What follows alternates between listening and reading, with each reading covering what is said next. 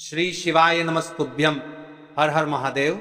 आप सभी लोग जानते हो कि यह श्राद्ध पक्ष चल रहा है और ये जो 17 सितंबर बुधवार के दिन इस पवित्र भाद्रपद महीने की इंदिरा एकादशी तिथि पड़ रही है, यानी कि श्राद्ध पक्ष की एकादशी तिथि अभी पितृपक्ष चल रहा है। तो ये इंदिरा एकादशी सबसे बड़ी और विशेष एकादशी है। जैसे कि श्राद्ध की इंदिरा एकादशी तिथि महाराज, इस इंदिरा एकादशी के दिन किया जाने वाला यह एकमात्र उपाय मात्र 3 तुलसी पत्ते, 1 चुटकी हल्दी, दीपक। भक्तों, शिव महापुराण की कथा में बताया गया है कि पितृपक्ष की इंदिरा एकादशी तिथि का बड़ा महत्व होता है। जैसे कि 17 सितंबर बुधवार इंदिरा एकादशी तिथि। देखिए, आप सभी को पता है कि अभी श्राद्ध पक्ष चल रहा है, यानी कि पितृपक्ष। और इस श्राद्ध में यदि हम कोई सा भी उपाय करते हैं तो स्वयं हमें हमारे पितरों का आशीर्वाद प्राप्त होता है। इंदिरा एकादशी महाराज जी 17 सितंबर बुधवार श्राद्ध एकादशी के दिन यह मात्र 3 तुलसी पत्ते, 1 चुटकी हल्दी, दीपक उपाय को अवश्य करें। और आप सभी को पता है कि एकादशी का यदि कोई सा उपाय है तो वह केवल और केवल मात्र 3 तुलसी पत्ते, 1 चुटकी हल्दी, दीपक वाला उपाय। आपको इस उपाय को किस समय करना है? प्रदोष काल के समय या फिर सुबह के समय। ये संपूर्ण बातें हम आगे करेंगे। अब देखिए महाराज, यदि हम श्राद्ध पक्ष में रोज संध्या काल में या फिर प्रदोष काल के समय एक दीपक प्रज्वलित करते हैं तो इस दीपक की जो रोशनी है वह स्वयं हमारे पितरों तक जाती है और इससे हमारे जीवन में चल रही समस्या समाप्त होती है। उसी प्रकार से हमें मात्र 3 तुलसी पत्ते, 1 चुटकी हल्दी, दीपक को करना है। 17 सितंबर बुधवार और पितृपक्ष की इंदिरा एकादशी तिथि। देखिए, इन दोनों संयोग बहुत मुश्किल से आता है। ऐसे मौके बार बार नहीं मिलते, केवल वर्ष में एक बार ही इस उपाय को करने का मौका मिलता है। देखिए, मेरी कई सारी अन्य माताएं बहनें हैं जिन्होंने इस उपाय को आज तक किया ही ना हो और उन्हें इस उपाय के बारे में पता ही ना हो। तो देखिए, आज की इस कथा से हम आपको जो उपाय बता रहे हैं उस उपाय को आपको बुधवार की इंदिरा एकादशी तिथि के दिन अवश्य करना है, क्योंकि यह उपाय केवल विशेष तिथि पर और विशेष पावन पर्व पर ही किए जाते हैं। और देखिए, यदि इस उपाय को आपका घर का कोई एक व्यक्ति भी कर लेता है तो महाराज जी पूरे घर परिवार में चल रही समस्या साथ में समाप्त होती है। इस उपाय को करने का तो फल हमें मिलता ही है, लेकिन यदि किसी विशेष तिथि पर किया जाए तो उसका भी हमें फल प्राप्त कर देने में होता है। जैसे कि श्राद्ध की एकादशी तिथि और यह मां दुर्गा को समर्पित है। देखिए महाराज जी, हमने हमारी पिछली बार की कई सारी शिव महापुराण की कथाओं में आपको इस उपाय को अच्छे तरीके से बताया भी है और समझाया भी है, लेकिन आज एक बार फिर से हम आपको इस उपाय को समझाएंगे, क्योंकि 17 सितंबर बुधवार का दिन सबसे बड़ा और विशेष दिन है। देखिए, यदि आपने इस मात्र 3 तुलसी पत्ते, 1 चुटकी हल्दी, दीपक को कर लिया तो आपको इस उपाय का वह फल मिलेगा जिसकी आपने कभी कल्पना भी ना करी होगी। देखिए महाराज जी, जो मनोकामना बड़े बड़े पूजा पाठ से पूर्ण नहीं होती वह केवल इस श्राद्ध पक्ष में एकादशी तिथि के दिन मात्र 3 तुलसी पत्ते, 1 चुटकी हल्दी, दीपक को करने से पूर्ण हो जाती है। देखिए, मेरी कई सारी माताएं बहनें हैं जिन्हें पता भी नहीं है कि उनके जीवन में जो समस्या चल रही है उसका कारण क्या है, यानी कि मुख्य कारण क्या है, किस वजह से यह समस्या है। मतलब भाई, जीवन में जो अटकने आती हैं जिनका कारण अक्सर हमें पता ही नहीं चलता, वे कई बार पितृशक्ति या घर की अनुचित ऊर्जा के कारण होती हैं। देखिए, श्राद्ध पक्ष वह काल है जब हमारे पूर्वजों की स्मृति का प्रभाव सबसे अनुभवी होता है और इस पावन पर्व पर एकादशी पड़ रही है तो यदि आप यह उपाय एकादशी वाले दिन करते हैं तो इसका 100 गुना बढ़ जाता है। देखिए महाराज, मात्र 3 तुलसी पत्ते, 1 चुटकी हल्दी, दीपक जो शुद्धता और रक्षा का प्रतीक है, एकादशी तिथि की घड़ी में यह उपाय करके एक दीपक जलाकर हम अपने घर के नकारात्मक बंधनों को तोड़ने, पूर्वजों की शांति प्राप्त करने और जीवन में अच्छे अवसर पुनः सक्रिय करने का आग्रह करते हैं। इसलिए आपसे निवेदन कर रहे हैं, मात्र 3 तुलसी पत्ते, 1 चुटकी हल्दी, दीपक अवश्य करें। देखिए महाराज जी, हम आपको आगे चलकर संपूर्ण बातें बताने वाले हैं कि इस उपाय को आपको किस प्रकार करना है, सामग्री कहां से लेनी है, किस समय करना है, कैसे करना है। ठीक है, तो आपको इस कथा के अंतिम तक बने रहना है। देखिए, हम राशि से जुड़ा भाग्य भी बता रहे हैं और भाग्य में चल रही परेशानियों को भी बता रहे हैं। तो यदि आप अपनी राशि से जुड़ा भाग्य जानना चाहते हैं तो अपना नाम और अपनी राशि कमेंट बॉक्स में अवश्य लिखें। अगली वीडियो में हम आपको आपकी राशि से जुड़ा भाग्य बताएंगे। अब बात कर लेते हैं उपाय के बारे में। तो देखिए महाराज जी, इस मात्र 3 तुलसी पत्ते 1 चुटकी हल्दी दीपक वाला उपाय है। तो आपको कल इस श्रद्धा पक्ष की इंदिरा एकदशी तिथि पर इस उपाय को अवश्य करना है। देखिए, अब बात कर लेते हैं हम उपाय के बारे में। इस उपाय को कौन कौन व्यक्ति कर सकता है, मतलब कि आपके घर का कौन कौन सदस्य जनकर आ गया आपे इस उपाय को कर सकता है। मेरी कई सारी अन्य मात्राएं बहनें रहती है जो अपने स्वयं के लिए, अपने स्वयं के जीवन में चल रही परेशानियों को समाप्त करने के लिए उपाय यदि करना चाहती है तो वह अवश्य कर सकती है महाराज। और मेरी कई माताएं बहनें अपने परिवार वालों के लिए, अपने सदस्यों के लिए उपाय करना चाहते हैं तो वह भी कर सकती है। ध्यान रहे, मात्र 3 तुलसी पत्ते 1 चुटकी हल्दी दीपक। तो उपाय की ओर आगे बढ़ने से पहले हम जान लेते हैं, कल जिन माता बहनों ने कमेंट किया था अपनी राशि से जुड़ा भाग्य जानने के लिए, वे लोग जान लो आज अपनी राशि से जुड़ा भाग्य कल की 2 विशेष राशि ली। देखिए, सबसे पहली और विशेष राशि है कर्क राशि। देखिए, आपकी धन संबंधित परेशानी समाप्त होगी। विशेषकर श्राद्ध में आपको प्रदोष काल के समय इस उपाय को पितरों का नाम के अवश्य करना चाहिए। ठीक है, अब बात कर लेते हैं महाराज जी हम उपाय के बारे में। अब बात करते हैं कि इस उपाय को किस समय करना चाहिए। देखिए महाराज जी, इस उपाय को करने के 2 समय बताए गए हैं, सुबह का समय, प्रदोष काल का समय। कई सारी माता बहनें सुबह के समय इस उपाय को करना चाहती है तो वह सुबह के समय इस उपाय को कर सकती है। सुबह का समय सबसे शुभ माना जाता है, विशेषकर पूजा पाठ और उपासना के लिए सुबह का समय बहुत उत्तम है। सबसे श्रेष्ठ समय सुबह 7 बजे से 8 बजे तक। यदि कोई व्यस्त है और वह इस उपाय को करना चाहते हैं तो सुबह 10 बजे तक कर सकते हैं।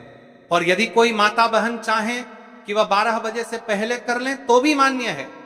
बस इतना ध्यान रखना है कि दोपहर 12 बजे से बाद नहीं होना चाहिए। अब देखिए महाराज की बात कर लेते हैं प्रदोष काल के समय के बारे में। प्रदोष काल का समय दूसरा श्रेष्ठ समय है प्रदोष काल। प्रदोष काल का अर्थ है संध्या के समय का। वह विशेष मुहूर्त सबसे श्रेष्ठ समय शाम 5 बजे से 6 बजे तक। यदि इस समय न हो पाए तो रात 8 बजे तक कर सकते हैं, लेकिन याद रखिए 8 बजे के बाद ये उपाय न करें। अब कई सारे लोग कमेंट करके हमसे ही समय पूछने लगते हैं कि महाराज जी आप ही बता दीजिए सबसे उत्तम समय कौन सा है, कौन सा समय चुने। यदि आप प्रदोष काल में करें तो दीपक साथ ले जाएं, यदि आप सुबह करें तो गंगा जल साथ रखें। दोनों समय पर भगवान विष्णु प्रसन्न होते हैं, आप किसी भी समय कीजिए। अब देखिए बात कर लेते हैं इस उपाय की सामग्री के बारे में कि इस उपाय के लिए आपको क्या क्या सामग्री चाहिए। 3 तुलसी पत्तियां ताजी हों तो उत्तम। यदि एकादशी का दिन है तो तुलसी नहीं तोड़नी चाहिए। ऐसे में घर में रखी सूखी तुलसी पत्तियां भी उपयोग में ली जा सकती हैं। यदि आपके घर में तुलसी का पौधा नहीं है तो आप किसी पड़ोसी या परिचित से ले सकते हैं। देखिए, भगवान विष्णु को हल्दी अत्यंत प्रिय है, तो अब हमें हल्दी लेना है। 1 चुटकी हल्दी, रसोई घर की हल्दी चलेगी, शुद्ध हल्दी का प्रयोग करें। अब इस उपाय को करने के साथ में हमें एक दीपक भी लेना है। महाराज जी ठीक है, एक दीपक, लंबी बत्ती का दीपक प्रदोष काल में करने पर दीपक अवश्य जलाएं। थोड़ा सा गंगा जल सुबह के समय करने पर गंगा जल का उपयोग करें। भगवान विष्णु की प्रतिमा या चित्र, भगवान विष्णु, श्री राम या श्री कृष्ण की प्रतिमा रखें। अब हम इस उपाय की पूरी विधि विस्तार से समझते हैं। शुद्धि और प्रारंभिक प्रार्थना, सबसे पहले आप स्नान कर लें या कम से कम हाथ मुंह धो लें, स्वच्छ वस्त्र पहने और पूजा स्थान को साफ करें। हम भगवान विष्णु की प्रतिमा के सामने आसन बिछाएं। तुलसी से प्रार्थना करके 3 पत्तियां लेना। हे माता तुलसी, मेरे जीवन में अनेक कष्ट हैं, मैं आपसे विनम्रता पूर्वक 3 पत्तियां ले रही हूं, कृपया मेरी मनोकामनाएं पूर्ण हो। अब 3 तुलसी पत्तियां तोड़ लें, हल्दी लगाना। अब उन 3 पत्तियों में से 2 पत्तियों पर हल्दी की छोटी छोटी बिंदी लगाएंगे। बिंदी शुभता का प्रतीक है। ऐसा करने से पत्तियां और भी पवित्र हो जाती हैं। दीपक या गंगा जल का प्रयोग, यदि आप प्रदोष काल में है दीपक जलाएं, यदि आप सुबह कर रहे हैं गंगा जल का स्पर्श करें। 2 तुलसी पत्तियां अर्पण करना। जिन 2 पत्तियों पर हल्दी लगी है उन्हें भगवान विष्णु की प्रतिमा के सामने अर्पित करें और कहे, हे श्री हरि, मैं आपको ये तुलसी पत्तियां अर्पित करती हूं, कृपया मेरी मनोकामनाएं पूर्ण करें, मेरे कष्ट दूर करें, मेरे परिवार में सुख शांति लाएं। नमो नारायणाय। आप अपनी समस्या या मनोकामना स्पष्ट रूप से बोलें। जैसे मेरे घर में कलह है, कृपा कर इसे दूर करें। मेरे बच्चों को शिक्षा में सफलता मिले। मेरे घर में धन की कमी दूर हो। तीसरी तुलसी पत्ती का प्रयोग। अब बची हुई तीसरी पत्ती को आप घर के किसी शुभ स्थान पर रख दें, जैसे घर का मंदिर, धन स्थान, तिजोरी, अलमारी या घर का पवित्र स्थान। यह पत्ती आपके घर में समृद्धि और शुभता का प्रतीक बनेगी। अंत में भगवान विष्णु से प्रार्थना करें, हे विष्णु भगवान, आपने ये छोटी सी भक्ति स्वीकार की, कृपा कर मेरे जीवन में शांति और सुख प्रदान करें। फिर तुलसी माता को धन्यवाद दें। मंत्र जाप। उपाय करते समय आप सरल मंत्र जप सकते हैं। नमो नारायणाय 11 बार या श्री विष्णवे नमः 21 बार उपाय करने के बाद का फल। अब देखिए महाराज जी, इस उपाय का फल क्या होता है?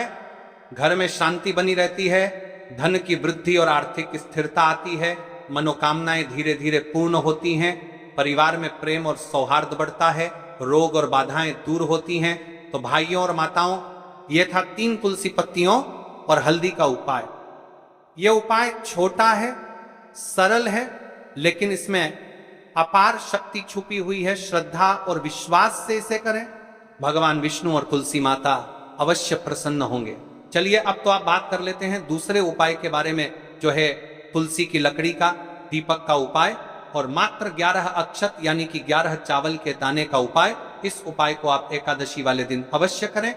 यदि आपको हमारे द्वारा बताए गए उपाय अच्छे लगते हैं तो चैनल को अभी सब्सक्राइब करें। तो देखिए, तुलसी की लकड़ी का दीपक, 11 चावल के दाने और 1 चुटकी हल्दी।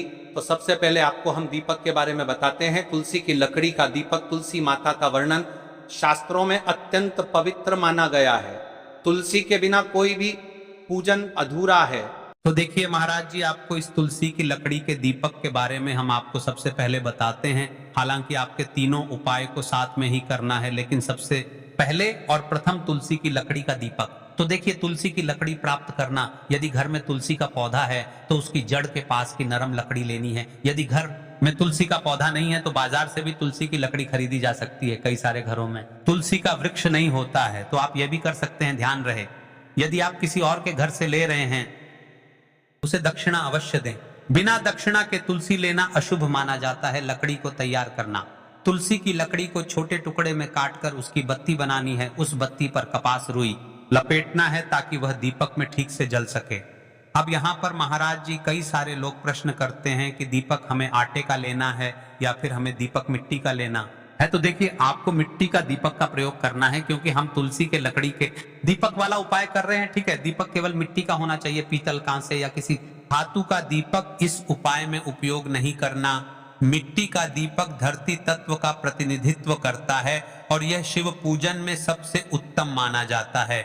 अब देखिए महाराज जी, हमें तेल का किस प्रकार प्रयोग करना है। तो देखिए, तेल का प्रयोग इस दीपक में तिल का तेल या घी का प्रयोग करें। तिल का तेल पापों का नाश करता है और घी समृद्धि व शांति का वास कराता है। अब कई सारे लोग प्रश्न करते हैं कि महाराज जी, आपने हमें यह तो बताया ही नहीं कि कितने दीपक का उपाय करना है, आखिर दीपक कितने बने हैं। तो देखिए, कितने दीपक जलाने।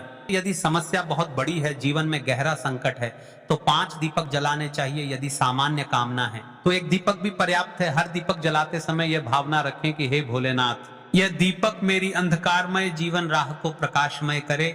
जेके महाराज जी, तुलसी के लकड़ी के दीपक वाला उपाय है, यह कोई साधारण उपाय नहीं है।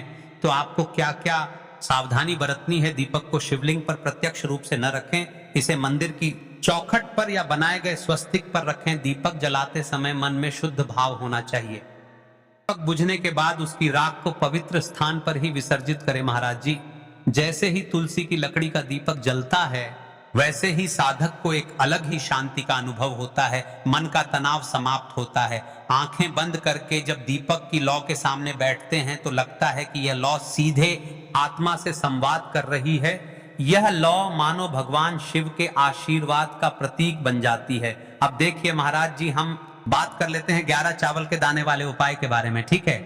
11 चावल का धार्मिक महत्व। महाराज जी, चावल अन्न भोजन का साधन नहीं है, बल्कि इसे पूर्णता, शुद्धता और अखंडता का प्रतीक माना गया है। वेदों और पुराणों में अन्न को अन्न देवता कहा गया है।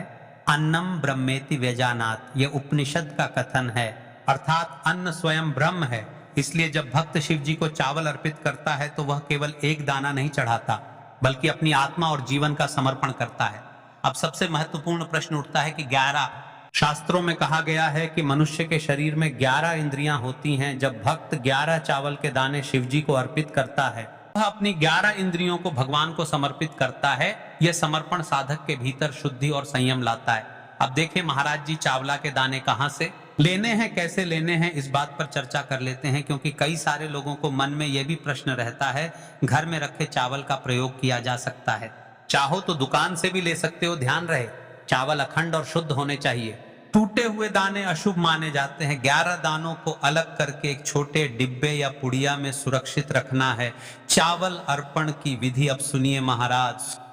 चावल के दानों का प्रयोग कैसे करना है।